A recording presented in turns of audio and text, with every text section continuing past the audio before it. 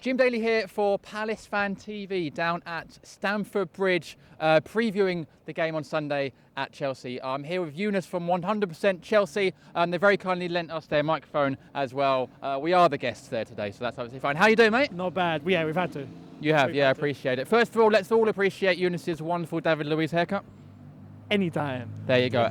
Fantastic. Was that an impression of him? No. Oh, okay. No. It wasn't. I can say it was. Yeah, you had to go for it. Yeah, you could do a sort of lookalike. Okay. So we're down here. We're previewing the game. Palace are playing Chelsea. Potential title decider for Chelsea. Hopefully not. My first question to you, sir, is Chelsea have been branded boring this week. Palace have been branded exciting this season, quite rightly. If there was one Palace player you could take from Palace to Chelsea to make Chelsea more exciting, who would it be and why? I would say, I mean, there's quite a few, to be honest. Palace have gotten a lot better than they were in the last, I'd say, 2-3 years. I do like Balassi and I like Punchin.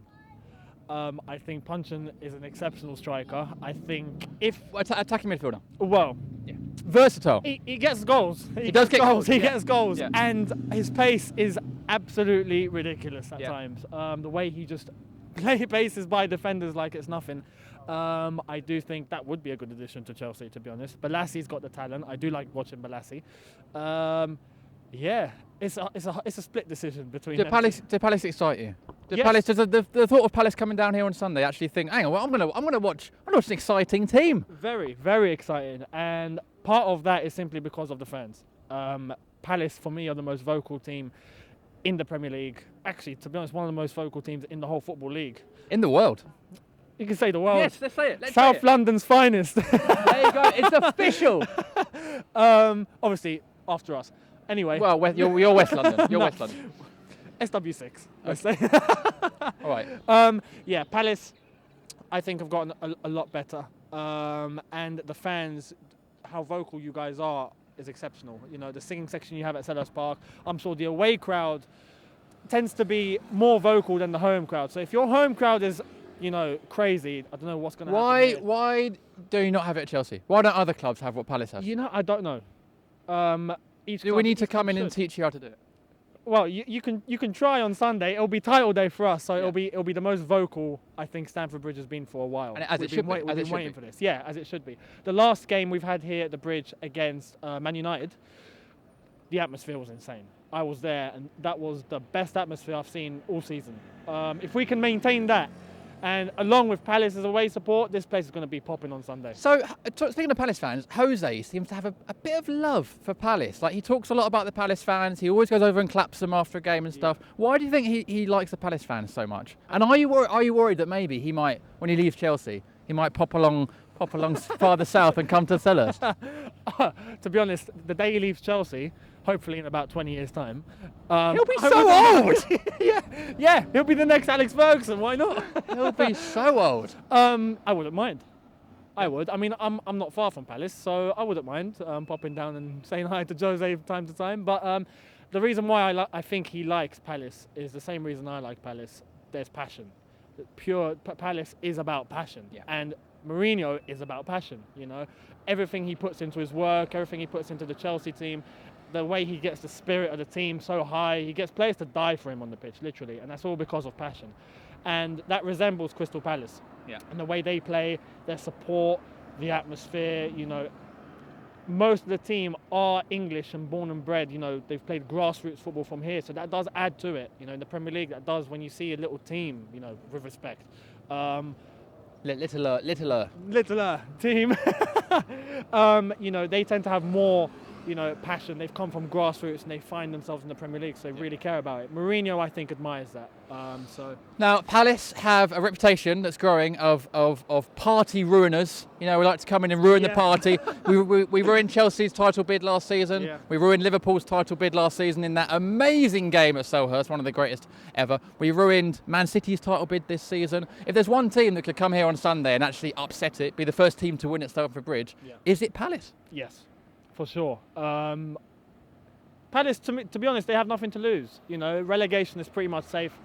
They're coming here just to prove themselves, really, and play against who I think will be champions. Yeah. So it's the chance of a lifetime for some of your players to show what they can do against, champions-elect. Yeah. So yeah, I think if there's any team, then yeah, Palace for sure. However, last year we were the little horse, and now we're the big horse. So What does that mean? that I'm quoting Jose here. Okay. So it takes a while to understand what Jose says, but yeah, no. Last year title wasn't really our ambition. This year it is, and with a win on Sunday, we'll be champions. So if you've gone from non-title challengers to title challengers this season, Yeah. what could Palace go to next season? Now that we've stopped being a team that's yo-yo relegation up and down, what could we as a club aim for? Because it feels like Palace are on the up. Palace are on the up, and just before Pardew came to Palace, I would have said the complete opposite. Because I was like, why did you get rid of Tony Pulis? He was doing such a good job. But it's like us when we got rid of Di Matteo. He won us a Champions League, but we got rid of him, and I was like, what's going on? But then we got Jose back. Mm-hmm. So it's the same with you guys. You got Alan Pardew. He is, born and bred Palace. He's a South Londoner. He's your man. So we love Pards. Yeah, Pardew. So where could Palace aim for top 10, Europe, Cup run? I think next season, top 10 should be the ambition. The top half of the table. Obviously, aim higher if you can get, a Europa League spot. Why not? Why not? But just instead to get, over the top 10. We're going to need some players to do that. We're going to need to add to our squad. Are there any Chelsea players we could take next season? I quite like the look at Remy at Palace. Would be very nice up top. Seriously, could Palace come in for any players? Especially as we said that Jose loves Palace. Could we use that relationship and get a few guys even on loan for next season? On loan maybe. I wouldn't mind. I think Palace are the sort of team that our young boys would thrive in, and develop really well. Premier League team, top half of the table, not challenging for the title, let's be fair. Well, you never know. So yeah, I would. But for sale, no one's for sale. Okay. Mikel for sale, though. Wars of Palace and Chelsea players, so there you go. Okay, a prediction for Sunday then.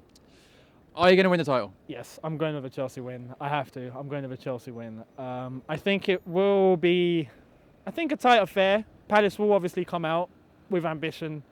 So I wouldn't be surprised if Palace do score a goal.